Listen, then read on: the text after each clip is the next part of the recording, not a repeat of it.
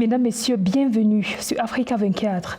Monsieur Pierre Moukoko Bondjo, chef de l'unité de mise en œuvre des réformes institutionnelles de l'Union africaine, est notre invité de cette édition spéciale du 35e sommet de l'Union africaine. Les réformes institutionnelles sont une priorité du président de la Commission de l'Union africaine, son Excellence Moussa Faki Mahamat, depuis 2016. Pourriez-vous nous indiquer où en sont les travaux? Oui, d'abord, il faut bien préciser que le leader de la réforme institutionnelle de l'Union africaine, c'est un chef d'État, c'est le président Paul Kagame, à qui la conférence des chefs d'État a confié la mission, justement en 2016, en juillet 2016, à l'occasion du sommet de Kigali. Alors, beaucoup a été fait depuis 2016 et puis précisément depuis 2017. Parce que c'est en 2017 que le président Kagame a soumis son rapport aux États membres qui l'ont adopté, les chefs d'État l'ont adopté. Alors, c'est un programme qui touche à 4 points fondamentaux. D'abord, au niveau de la division du travail entre l'Union africaine, les communautés économiques régionales, les mécanismes régionaux et les États membres. L'idée est la suivante. L'Union africaine embrasse un peu trop. Et qui trop embrasse mal les trains. Les chefs d'État ont décidé donc de faire en sorte que l'Union africaine, au niveau continental, se concentre plus particulièrement sur les affaires politiques, les questions liées à la paix et à la sécurité, l'intégration régionale, y compris la zone de libre-échange continentale africaine, et tout ce qui touche à la représentation globale du continent, c'est-à-dire la voix de l'Afrique sur la scène mondiale. Donc l'une des priorités, c'est que si l'Union africaine se concentre sur ces 4 priorités, alors les communautés économiques régionales, la CEDEAO, la CEAC, la SADC, la COMESA, il faut qu'on divise le travail, qu'on sache qu'est-ce qui se fait au niveau continental, qu'est-ce qui se fait au niveau régional et qu'est-ce qui se fait au niveau des États membres. Et comment cela se fait? C'est ça qu'on appelle la division du travail. C'est dans tel secteur, on s'entend, on dit, bon, ce domaine est exclusivement réservé à tel ou tel niveau, mais par contre, ce domaine-là peut être partagé entre les 4 niveaux. Ça, c'est l'un des axes fondamentaux de la réforme institutionnelle de l'Union africaine, une division du travail claire entre les 3 niveaux de décision que j'ai évoqués. Mais il n'y a pas que cela. Il y a, disons, que la mise à jour, la restructuration, la redéfinition éventuelle des mandats et des structures des organes clés de l'Union africaine. D'abord, la Commission de l'Union africaine. Vous savez que la Commission, c'est le bras exécutif de l'Union. L'Union a 2 organes politiques de décision. Au plus haut niveau, la conférence des chefs d'État et de gouvernement, c'est la 35e qui vient de se terminer. Et au 2e niveau, le Conseil exécutif, qui est la réunion des ministres des Relations extérieures, ministres des Affaires étrangères.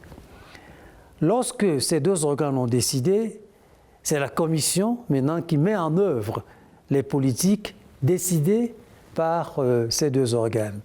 Alors, il a fallu restructurer la Commission, la rendre de manière à ce qu'elle soit plus performante.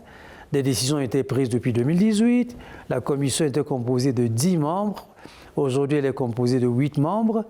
Mais il y a une spécificité à laquelle j'aime toujours revenir. La commission de l'Union africaine est pratiquement le seul organe au plan international où la parité homme-femme est parfaitement respectée.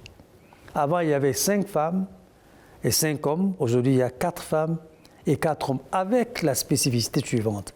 Au terme de la réforme, on appelle ça un système de quotas zébrés. C'est-à-dire que si le président de la commission, si c'est un président, si c'est un homme, alors automatiquement, tous les candidats au poste de vice-président sont éliminés et on élit une dame, et vice-versa. Donc cette commission a été restructurée à ce niveau du leadership de la commission, président, vice-président, les commissaires, mais également il a fallu restructurer tout l'organigramme, toute la structure départementale de la commission, ça a été fait. au niveau de la commission, ce qui est en cours maintenant, c'est un plan de transition qui a été mis en place. Comment passer en termes de personnel, en termes de différents postes, comment passer de la structure actuelle à la nouvelle structure. Le processus est très avancé.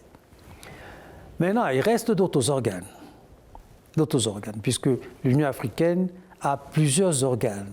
Il n'y a pas que la commission de l'Union africaine.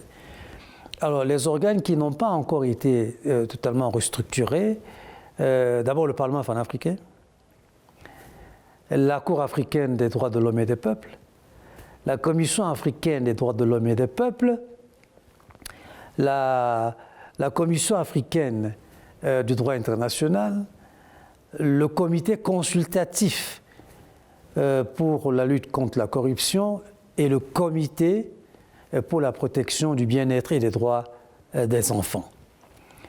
Alors, à ce niveau-là, le travail est relativement avancé, mais il n'est pas encore finalisé. Comment expliquer le retard pris dans ces travaux et comment vous permettre de réussir à livrer vos recommandations à la Commission de l'Union africaine? Bon, madame, le mot retard est un mot très relatif. Effectivement, par rapport au calendrier initial, oui, on peut parler de retard, mais je vais expliquer. Le calendrier initial prévoyait que la réforme parte de janvier 2017. C'est la date à laquelle la grande décision, on l'appelle décision numéro 635, a été prise par les chefs d'État. Et la réforme était censée être finalisée en janvier 2019. OK? Mais c'était sans compter avec ce qu'on appelle en termes techniques le processus intergouvernemental. Vous savez, la société internationale est une société d'États souverains. Et c'est vrai également pour l'Afrique. Il y a 55 États membres qui sont souverains.